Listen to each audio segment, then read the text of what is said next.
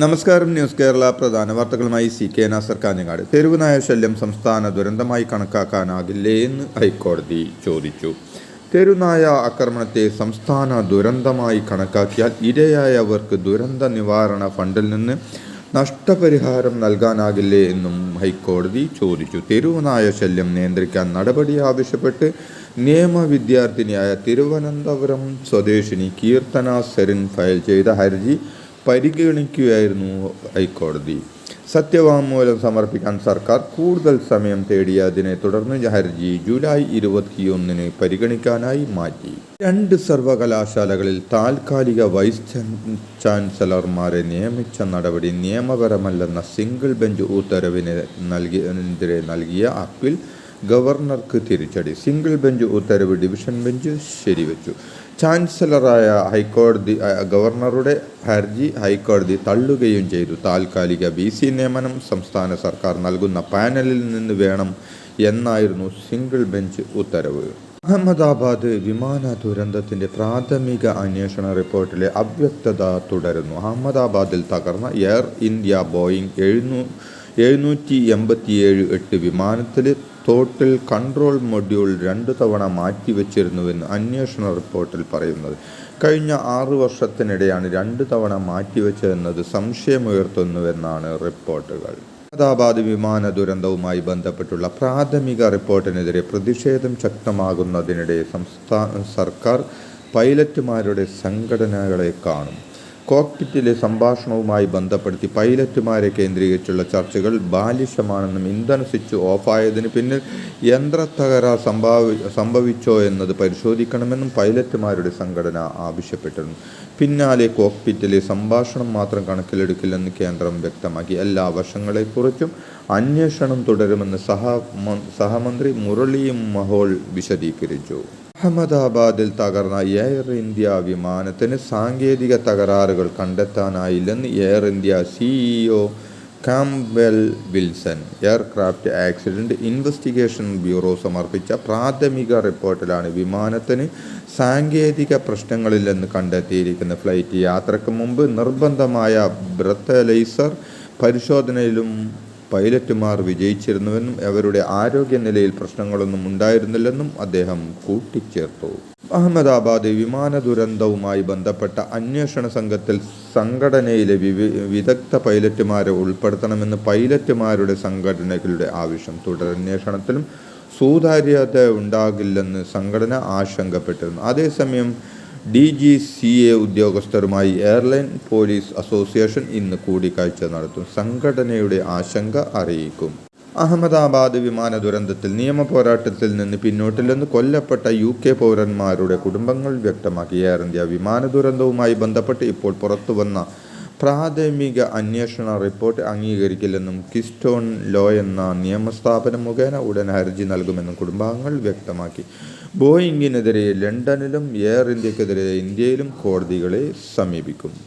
അന്താരാഷ്ട്ര ബഹിരാകാശ നിലയത്തിലെ 18 ദിവസത്തെ ദൗത്യം പൂർത്തിയാക്കി വ്യോമസേന ഗ്രൂപ്പ് ക്യാപ്റ്റൻ ശുഭാൻശു ശുക്ല അടങ്ങുന്ന AXIOM 4 സംഘം ഇന്നലെ ഭൂമിയിലേക്ക് മടങ്ങും.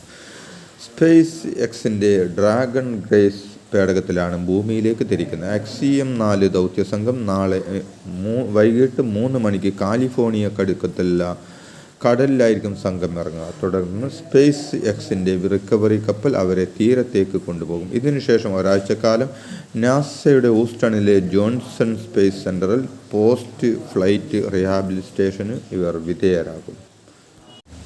ശബരിമലയിലേക്ക് പോലീസ് ഉന്നതൻ ട്രാക്ടർ യാത്ര നടത്തിയ സംഭവത്തിൽ സ്പെഷ്യൽ കമ്മീഷണർ പ്രാഥമിക അന്വേഷണം തുടങ്ങി. നവഗ്രഹ ക്ഷേത്ര പ്രതിഷ്ഠാ ചടങ്ങുകൾക്കായി കഴിഞ്ഞ ദിവസം നട തുറന്നിരുന്നു. ചരക്ക് നീക്കത്തിന് മാത്രമേ ട്രാക്ടർ ഉപയോഗിക്കാവൂ എന്നാണ് ഹൈക്കോടതിയുടെ നിർദ്ദേശം. കഴിഞ്ഞ സീസണിൽ സ്പെഷ്യൽ കമ്മീഷണർ നിയമം ലംഘിച്ച ട്രാക്ടറുകൾക്കെതിരെ കർശന നടപടിയെടുത്തിന്. പോലീസിന്റെ തന്നെ ട്രാക്ടറിലാണ് ഉദ്യോഗസ്ഥൻ പോയതെന്നാണ് വിവരം.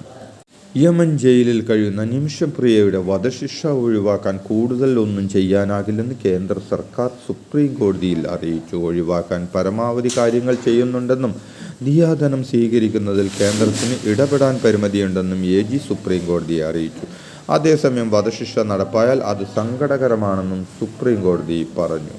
കേരളത്തിൽ ക്രൈസ്തവരെ ഒപ്പം കൂട്ടാൻ ശ്രമിക്കുന്ന BJP ഉത്തരേന്ത്യയിൽ ക്രൈസ്തവ പീഡനത്തിന് ഒത്താശ ചെയ്യുന്നുവെന്ന വിമർശനവുമായി കത്തോലിക്ക മുഖപത്രം ദീപിക. ക്രൈസ്തവർ നിർണായക ശക്തിയായ സംസ്ഥാനങ്ങളിൽ ക്രൈസ്തവരോടൊപ്പമാണെന്ന പ്രതീതി ജനിപ്പിക്കുന്ന BJP ഉത്തരേന്ത്യൻ സംസ്ഥാനങ്ങളിൽ മഹാരാഷ്ട്രയിലും അരങ്ങേറുന്ന ക്രൈസ്തവ പീഡനങ്ങൾക്ക് ഒത്താശക്കാരായി നിലകൊള്ളുന്നുവെന്നും മുഖപ്രസംഗം വിമർശിക്കുന്നു.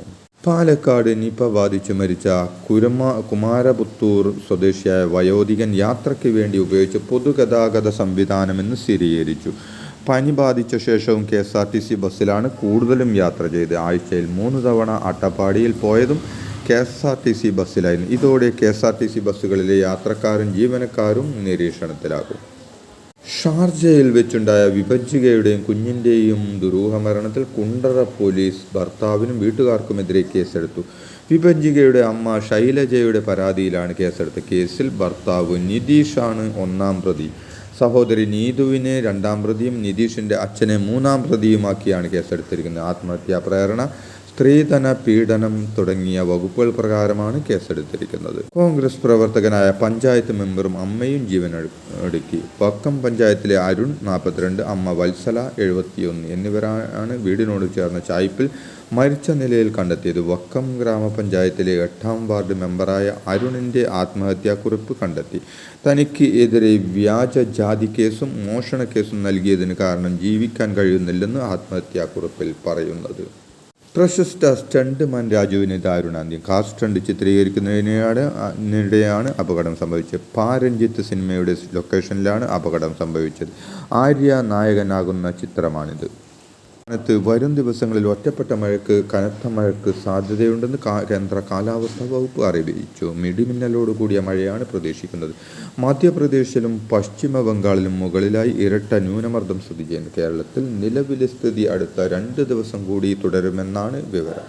നഗരത്തിൽ കുളത്തിൽ വീണ കുട്ടിയുമായി ആശുപത്രിയിലേക്ക് പോയ ആംബുലൻസിന് വഴി കൊടുക്കാതെ ബൈക്ക് യാത്രികൻ. വൈകിട്ട് പഴയങ്ങാടിയിൽ നിന്നും കണ്ണൂരിലെ താഴെ ചൊവ്വ മുതൽ കാൾടെക്സ് ജംഗ്ഷൻ വരെയാണ് ബൈക്ക് ആംബുലൻസിന് മുന്നിൽ സഞ്ചരിച്ചത്. ബൈക്ക് യാത്രക്കാരനെതിരെ നടപടിയുണ്ടായേക്കും. സംഭവത്തിൽ പോലീസ് അന്വേഷണം തുടങ്ങി. കഴിഞ്ഞ ദിവസം സ്വകാര്യ ആശുപത്രിയിൽ നഴ്സിംഗ് അസിസ്റ്റന്റ് ആത്മഹത്യ ചെയ്ത സംഭവത്തിൽ ആശുപത്രിയിലെ ജനറൽ മാനേജറുടെ മാനസിക പീഡനം മൂലമാണെന്ന് ആരോപണം. കുടുംബം ആരോപണം ഉന്നയിച്ചതിന് പിന്നാലെ ഇയാളെ മാനേജ്മെൻറ്റ് സസ്പെൻഡ് ചെയ്യുകയും ചെയ്തിരുന്നു. കുറ്റിപ്പുറത്തെ സ്വകാര്യ ആശുപത്രിയിൽ നഴ്സിംഗ് അസിസ്റ്റൻ്റായി ജോലി ചെയ്തിരുന്ന എറണാകുളം കോതമംഗലം അടിവാട് സ്വദേശിനി ആമിനെയാണ് 20 കഴിഞ്ഞ ദിവസം ആത്മഹത്യ ചെയ്തത്.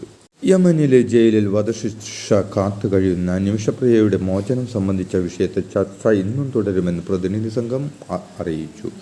ദയാവധം സ്വീകരിച്ച് മാപ്പ് നൽകണമെന്ന പ്രതിനിധി സംഘത്തിൻ്റെ നിർദ്ദേശത്തോട് യമനി പൗരൻ്റെ കുടുംബം ഇതുവരെ പ്രതികരണം അറിയിച്ചില്ലെന്നാണ് പുറത്തുവരുന്ന വിവരം. കാന്തപുരം അബൂബക്കർ മുസ്ലിയാരുടെ ഇടപെടലിൽ യമനിലെ സുന്നി പണ്ഡിതനാണ് കൊല്ലപ്പെട്ട തലാലിൻ്റെ കുടുംബവുമായി സംസാരിച്ചത്. ബാലസംഘം സമ്മേളനത്തിൽ പങ്കെടുത്ത് കൊലക്കേസ് പ്രതി. ബാലസംഘത്തിൻ്റെ ധർമ്മടം നോർത്ത് വില്ലേജ് സമ്മേളനത്തിലാണ് കൊലക്കേസ് പ്രതി വടക്കമ്പാട് സ്വദേശി ശ്രീജിത്ത് പങ്കെടുത്തത്. ഇതോടെ ഇന്നത്തെ പ്രധാന വാർത്തകൾ സമാപിച്ചു. നന്ദി, നമസ്കാരം. സോളാർ എവിടെ നോക്കിയാലും സോളാർ തന്നെയല്ലേ? എന്നാൽ സോളാർ വെച്ചാൽ കറന്റ് പോയാൽ കറന്റ് ഇല്ലാതിരിക്കണം എന്നതാണ് വാസ്തവം. സോളാർ പ്ലാന്റ് ഉത്പാദിപ്പിക്കുന്ന വൈദ്യുതി വെറുതെ പാഴാകുന്നു. ഉപയോഗവും ഇല്ല, മീറ്റർ റീഡിംഗും ഇല്ല, എല്ലാം മൊത്തത്തിൽ നഷ്ടം മാത്രം. നിങ്ങൾക്കിതിന് ഒരു പരിഹാരം വേണ്ടേ? കാഞ്ഞങ്ങാട് മാണിക്കോത്ത് ഗ്രീൻ ഷോപ്പിയുടെ ഹൈബ്രിഡ് സോളാർ വെച്ചാൽ നിങ്ങൾക്ക് കറണ്ട് പോകില്ല എന്ന് മാത്രമല്ല, ബാക്കി കറണ്ട് KCBക്ക് കൊടുത്ത വരുമാനവും ലഭിക്കുന്നു. എന്താ, വിശ്വാസമായില്ലേ? അപ്പോൾ ഇനി എന്തിനാ വെയിറ്റ് ചെയ്യുന്നത്? കൂടുതൽ വിവരങ്ങൾക്ക് ഇന്ന് തന്നെ താഴെ കാണുന്ന നമ്പറിൽ ബന്ധപ്പെടുക.